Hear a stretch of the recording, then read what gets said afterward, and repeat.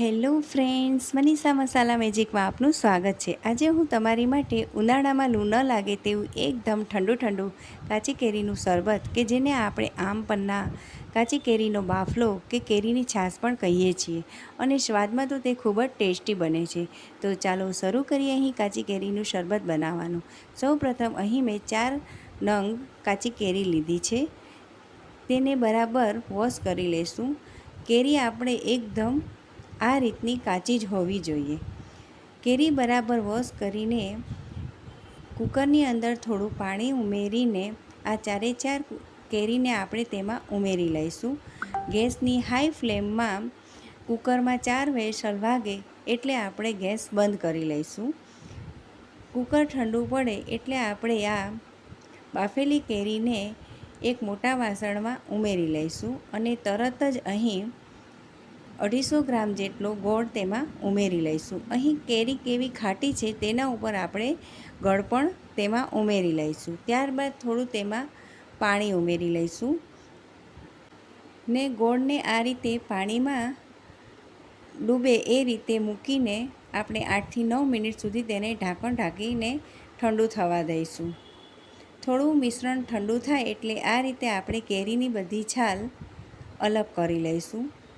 કેરીની બધી છાલ આ રીતે અલગ થઈ જાય ત્યારબાદ આપણે કેરીની ગોટલીને પણ આ રીતે હાથેથી મસળીને એમાં થોડું પાણી ઉમેરીને એકદમ કેરીની ગોટલીને પણ બરાબર આ રીતે સાફ કરી લઈશું અને બધો જ કેરીનો પલ્પ તેમાંથી કાઢી લઈશું।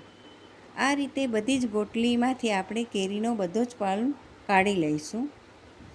ત્યારબાદ એકવાર બધું બરાબર આપણે મિક્સ કરી લઈશું। હવે એક મિક્સર જારમાં થોડા ફુદીનાના પાન અને કોથમરીના પાન બરાબર વોશ કરીને મિક્સર જારમાં ઉમેરી લઈશું અને તેને ગ્રાઇન્ડ કરી લઈશું। આ કેરીના શરબતમાં ફુદીનાનો સ્વાદ ખૂબ જ સરસ લાગે છે એટલે ફુદીનો તો તેમાં જરૂરથી નાખજો। ફુદીનો અને કોથમરી ગ્રાઇન્ડ થઈ જાય એટલે બાફેલી કેરીમાં આપણે તેને ઉમેરી લઈશું। ત્યારબાદ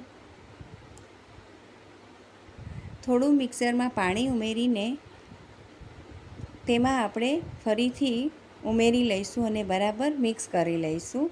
હવે એક મોટા વાસણ ઉપર આ રીતે ગળણી મૂકીને આ જે બાફેલી કેરીનું મિશ્રણ છે તેને આપણે બરાબર ગાળી લઈશું, જેનાથી આપણું આ કેરીનું શરબત એકદમ સ્મૂધ થશે અને જે પણ થોડું ઘણું ફુદીના મોટો રહી ગયો હોય કે કેરીનો પલ્પ મોટો રહી ગયો હોય તે અલગ થઈ જશે। આ રીતે બરાબર આપણે ગાળી લઈશું। જે આ થોડો ઘણો મોટો ફુદીનો રહી ગયો હોય તેમાં પણ થોડું પાણી ઉમેરીને તેને પણ એકવાર ફરીથી આપણે ગાળી લઈશું। આ રીતે બધું જ મિશ્રણ ગળાઈ જાય એટલે તેમાં એક બાઉલ જેટલો બરફના ટુકડા ઉમેરી લઈશું।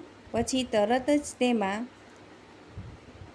અડધી ચમચી જેટલું સંચળ, 1 ચમચી જેટલું શેકેલું જીરું અને અડધી ચમચી જેટલો મરી પાવડર ઉમેરીને બધું બરાબર મિક્સ કરી લઈશું। બધું બરાબર મિક્સ થઈ જાય એટલે એકવાર આપણે અહીં ટેસ્ટ કરી લેવું। જો આ શરબત તમને ખાટું લાગે તો તેમાં ગોળ સુધારીને પણ તમે ઉમેરી શકો છો। તો અહીં કાચી કેરીનું આ શરબત સર્વ કરવા માટે એકદમ તૈયાર છે।